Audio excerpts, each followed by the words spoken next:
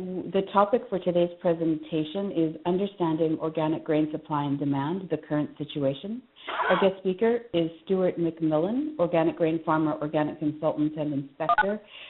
Stuart will be talking about an analysis of the organic grain market prices and its influences. He will explore issues like, are grain prices softening because we now have enough supply to fill the market?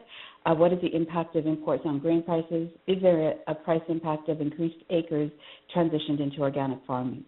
Stuart's presentation, hopefully you now all have it, and if you don't, maybe just send an email to Karen and she'll send it out to you. And here's a little bit about Stuart for those of you who don't know him. Stuart received a B.Sc in Agroecology from the University of Manitoba and an M.Sc focusing on organic agriculture from the Swedish Agricultural University. He is chair of the International Organic Inspectors Association and a full-time organic inspector, although that's changing, working mostly in Western North America. Stuart has 20 years of experience with organic production in 6 different countries. He and his family also run a small certified organic vegetable farm in central Manitoba, although I think that's changed as well. Exactly. So, I guess I better update my bio. Yeah, absolutely. Okay, so over to you, Stuart. Excellent. Thank you so much, Marla, and thank you, everybody, for making time to join this month's conference call. I appreciate that we're getting into seeding season, but obviously this is a timely topic as people are making finalized decisions in terms of cropping and what's going forward for the 2017 season. We can advance to slide 2 as my caveat. I am not an economist, and in many ways, some would ask, well, what on earth does an organic inspector know about what's going on in the organic marketplace?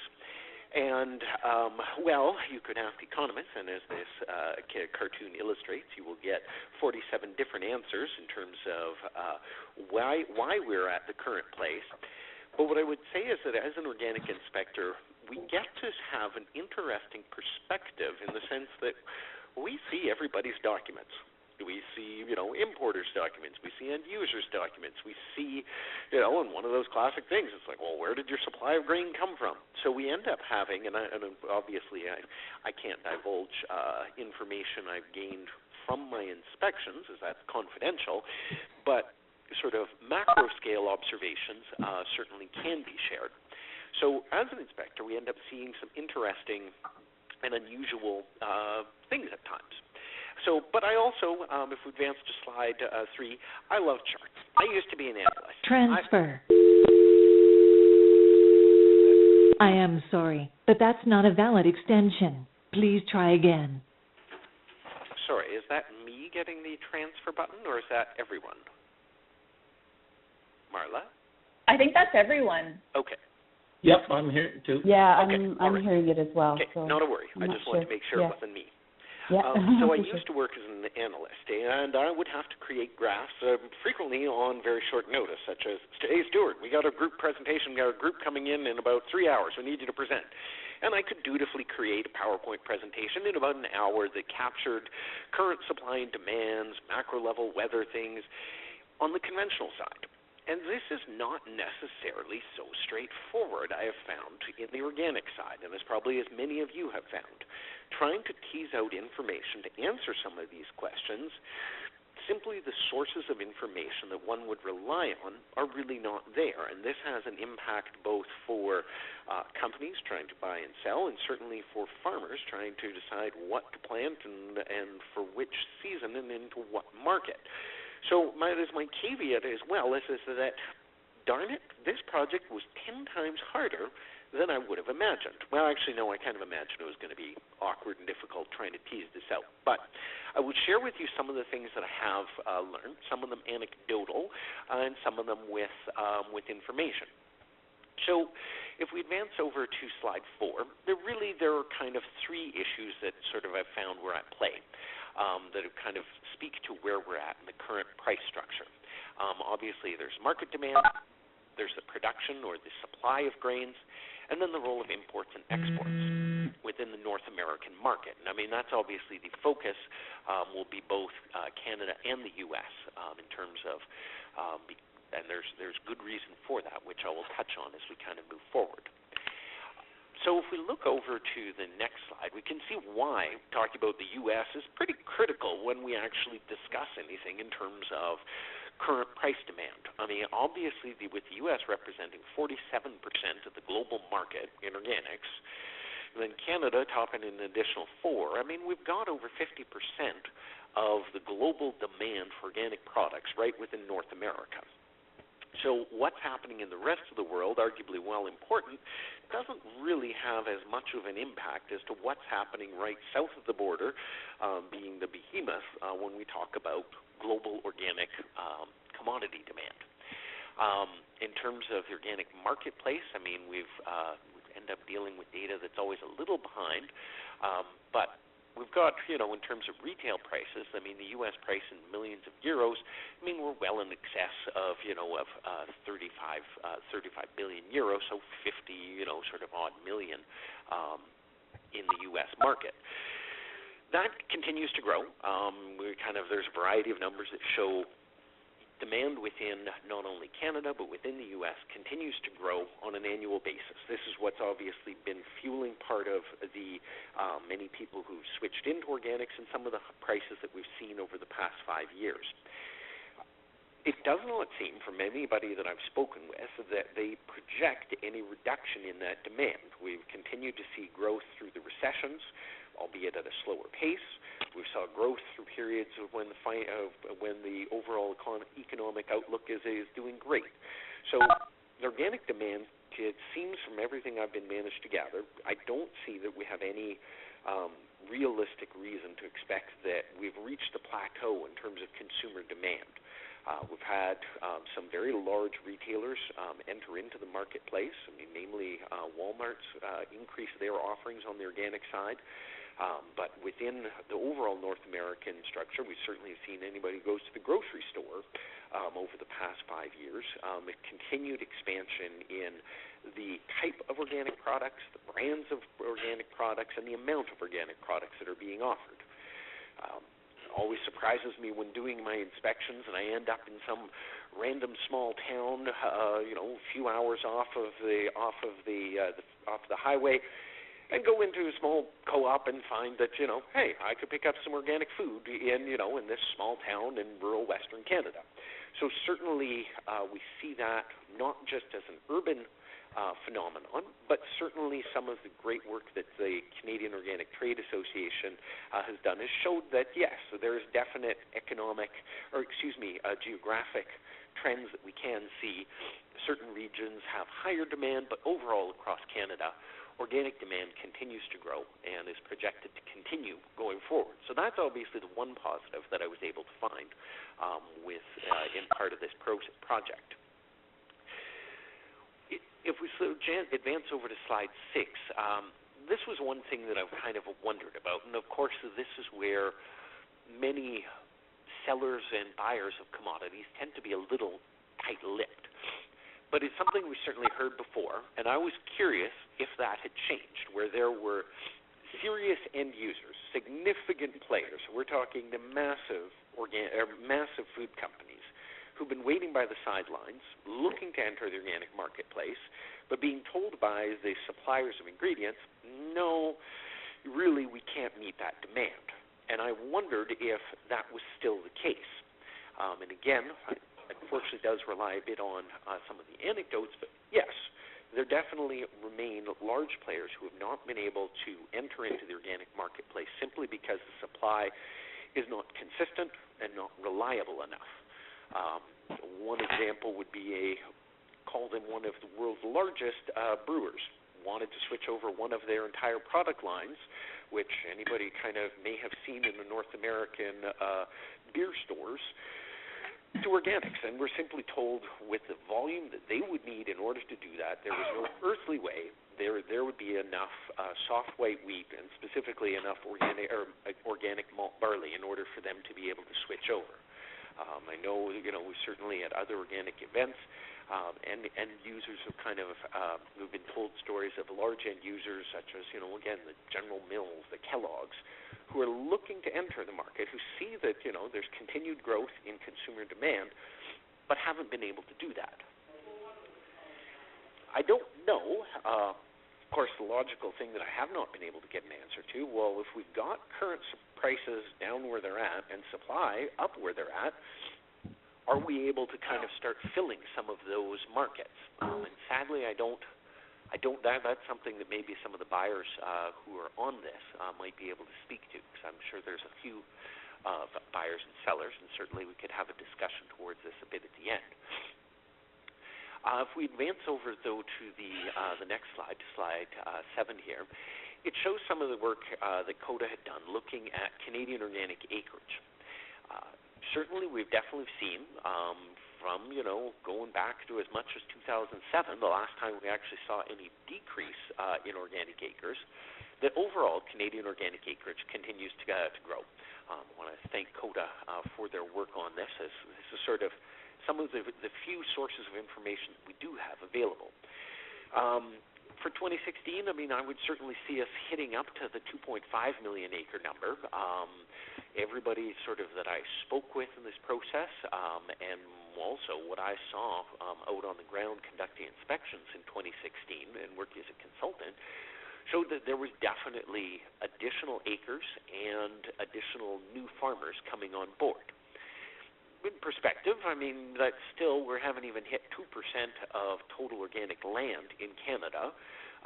So we still have, in terms of a massive switch, that hasn't happened. And part of that is actually included. Part of that land, you have to remember, is actually in permanent pasture, and that typically makes up the largest portion of the acreage in any of the Canadian sort of breakdowns, is that we still have either in native pasture or in tame pasture. A significant part of our acres is in hay ground or permanent pasture, so it may not necessarily have a direct impact on overall commodity prices.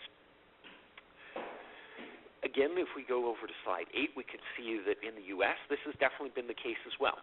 We saw actually one of the largest increases in 2015 to 2016.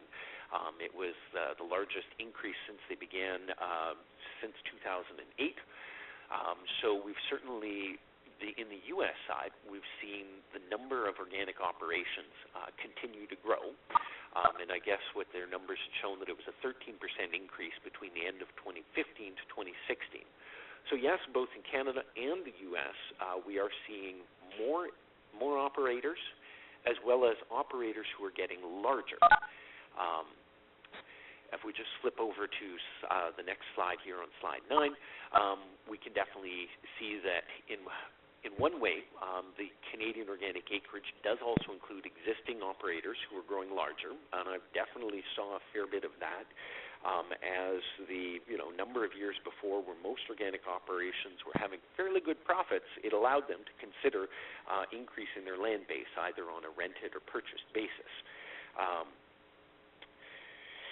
But when speaking with buyers, I kind of asked them, do you see the current price structure in relation to the increased acres and increased producers and or increased yields? I found a resounding no of everybody I kind of spoke to. It is one of the things that there's no way we could get good data on this within Canada or even the U.S. Regarding yields per acre, but anecdotally I saw certainly silver producers are getting better. Existing organic producers are fine-tuning their systems. They're adding in new equipment. They're adding in new fertility management strategies. So overall, I am seeing organic yields start to increase. And I don't think, even with some of the lower prices, that is necessarily a downside, that there's any downside. With the increased yields, typically it means that you've got less weeds out in the field, less dockage in the crop, overall better management, and I think it speaks to the growth in the industry and the maturity of management. But I guess, let's switch over to slide 10 here. So, certainly this is where the rubber hits the road in terms of some of this pricing. So if we think back to the early parts of the 2000s, there had always been a fairly static relationship between the price of organic commodities and the price of conventional commodities. If the price of conventional commodities increased, well then organic commodities increased along with them. It was often common sort of statement from farmers, well, if the price of conventional is this, I need at least, $2 a bushel or whatever the number was relative to conventional prices to offset my organic management costs. That all started to decouple in or around 2000, 2008. And since then, certainly since 2012, we saw that there was no relationship between the price of organic hard red spring wheat and conventional hard red spring wheat. Again, I'd like to thank ProCert for some of the work they've done on this. Some of you may have already seen some of this work looking at historic price trends, and they did it for a variety of different commodities. So definitely for 2016, you've all been probably watching the price forecasts and price reports from Organic Biz, and if you haven't, you should be. Similarly, the USDA also produces a biweekly organic price report, so those are some of at least the publicly available pricing information. Again, part of that maturity in the organic marketplace, we start to see private companies such as Mercaris out of the U.S. who offer for hire market analysis and price information. And I expect that we're going to see, as the organic market continues to grow, some more of that sort of consulting and information for hire that is available. So, yes, we're definitely for 2016. Obviously, prices have dropped. We're probably back as an average for 2016, probably around that $14 to $16 mark. Feel free to tell me I'm out of it. If you're we've still got bins full of wheat and unable to sell it, I realize that there's a lot of producers who still have crop in the bin looking for a home, hoping for a change in price direction. So we definitely have a fair bit of carryout supply as well. So I guess it's worth mentioning, though, is that, prices have certainly dropped, but we're at least still at about a 200% premium to conventional prices. We're at double the conventional price on average. And that's something that, it's certainly not 300 or 400% currently. But 200, for many of the producers I spoke with, is still, a number that at $15 they can still make profits, just not as much profit as when it was trading at 20 or 22 or higher than that. If we quickly slide over to oats, and I guess before I say that, the interesting thing is what we saw with Red Spring, where I started to see as an inspector, would have been around that starting 2014, 2015, as prices were hitting some pretty stratospheric levels in there. I mean, I know there were some producers who even sold Red Spring wheat as much as $30 a bushel when the mill was particularly tight and needed to get flour out to the bakeries and really just had to pay whatever the price was in order to get it in. North America at that time was a complete bubble in terms of the price and value of wheat. You could look around anywhere else in the rest of the globe, and organic is absolutely a global phenomenon now, with people growing organic crops in essentially every country of the entire world. We had an island of ridiculously high prices relative to the rest of the world. So, of course, what happens is the normal function of agriculture supply and demand. I started to see, loads of Argentinian wheat coming in because you could actually end up getting a vessel loaded, the container shipped into a port, offloaded at the port, onto a rail, shipped out to the end user for $20, $22 a bushel. So naturally, this is what, as part of this maturity of the organic marketplace, we saw prices come back down towards that $20 mark. And I know that stinks when you're the farmer who wants to sell at $30 a bushel, but it's worth bearing in mind $30 a bushel was not a price that was sustainable for the mills. It was not a price that was sustainable for the bakers. It was not a price that was sustainable for the consumers going into their grocery store looking to buy a loaf of organic bread. But obviously, I know we'd prefer if that price was closer towards the $20 mark rather than the mid-teen mark. All right, well, let's hop over to oats because slide to 11 here. Oats is somewhat a little more unique in the sense of that we don't see a lot of imports or exports. Apparently, there is a little bit that typically will occur as in every year the supply of North American oats starts to dwindle enough that there needs to be some come in. But largely, it's a North American market. Grown in North America, consumed in North America. definitely, this is where some of the typical agriculture S&D issues come into play. So one of the factors is we see a significant portion of North American oats are grown in northern Canada, the northern portion of our growing region. Some of the biggest areas of that oat production had a pretty withering drought in 2015, so their yields were down significantly. From what I was, when I was out in some of those regions, growers who were seeing, anywhere close to a 50% reduction in their yields. So it had a real impact on North American supply. Consequently, prices ratcheted up through the roof, where they had been a pretty stable $6 a bushel for quite a long time. Suddenly they were $6.50, and then it's $7, and everybody started selling at $7 and kept on selling into that market. Then they're up at $7.50, and then I even got to the ludicrous point where I ended up seeing some guys who would end up contracting, and I didn't believe it until I saw the contract, at $9.15 a bushel. Relative to the $2.75 of conventional oats at the time, again, this was some pretty staggering price differentials. Obviously, the $9 oats was very short-lived and really reflected the fact that the cupboards were 100% bare prior to the 2016 harvest. Every scrap of oats had likely been cleaned up if it was potentially milling. Stuart? Yes. It's Marla. I'm just going to interrupt a minute. You have about 7 or 8 minutes? Perfect. We'll definitely be able to work through things. Okay, perfect. Thanks. Yep, thank you. So obviously, just going to say that with that 2016, we saw lots of acres go in, very strong forward contracting, and we saw some really good yields.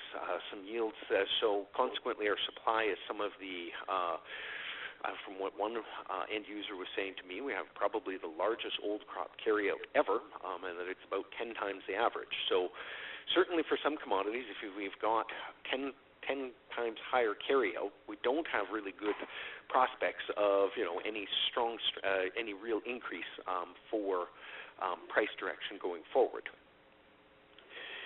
So if we get into the next point, which is the role of imports.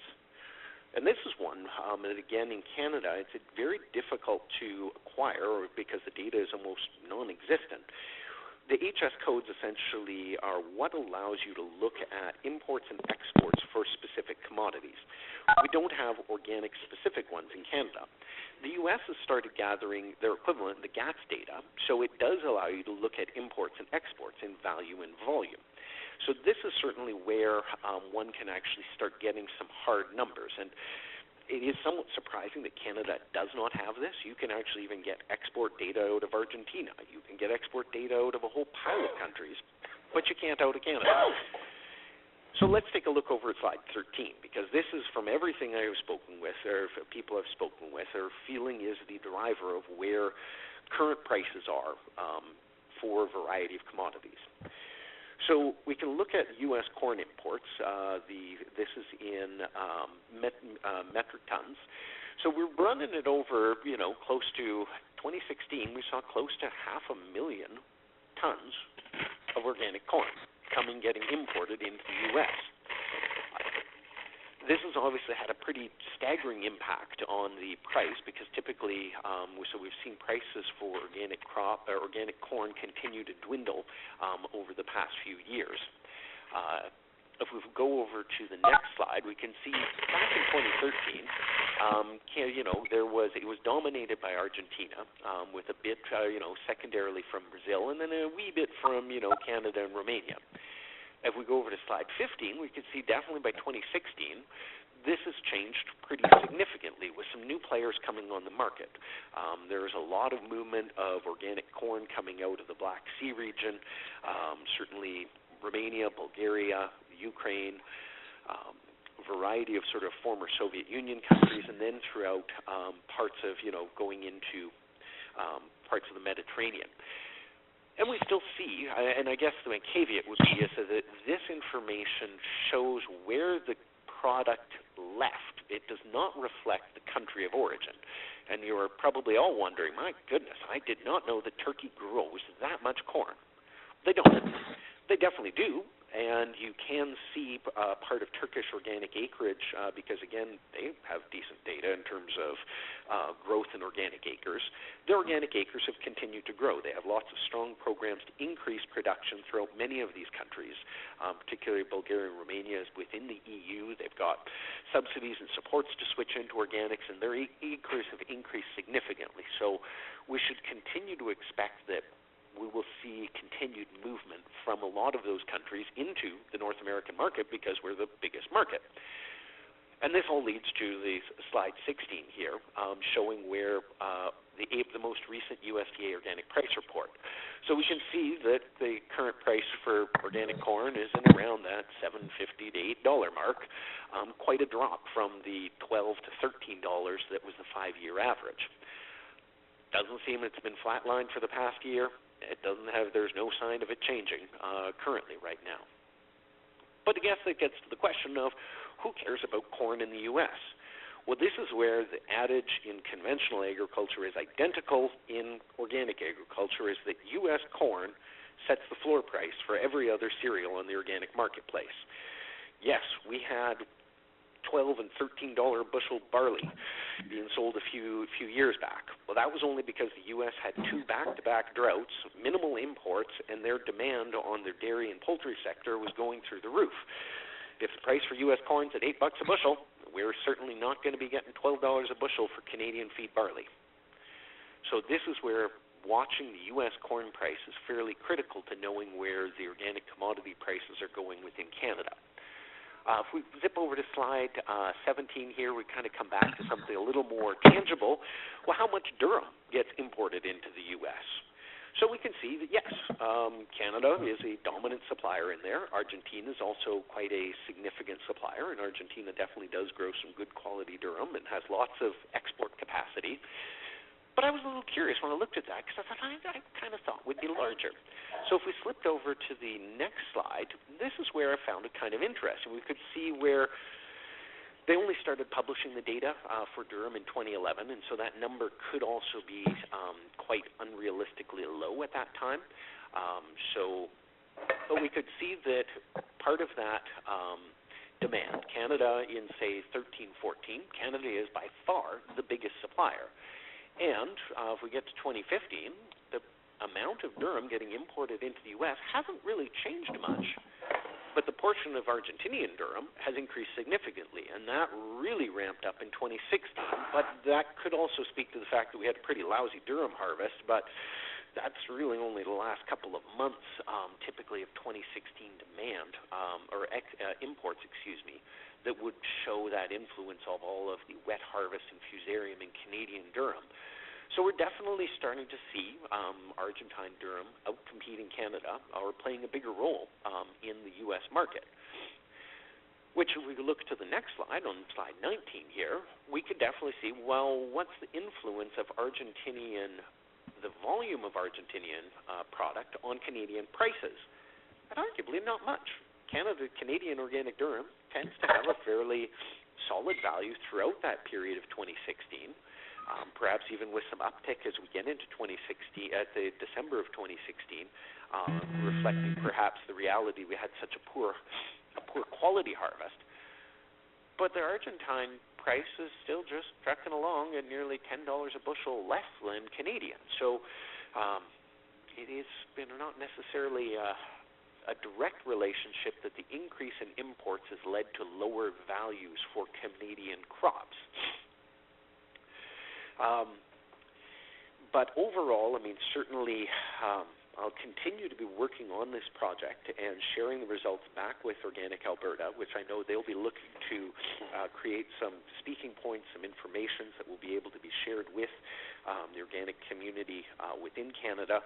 And I hope to be able to kind of find some additional information that teases out some of this relationship. But overall, it looks like the forecast going forward for at least part of the cereal grains is not particularly rosy. But then again, there's certainly, if you sharpen your pencils and kind of look at the cost of production, it still certainly shows that the overall profits per acre farming organically relative to conventional is still quite strong.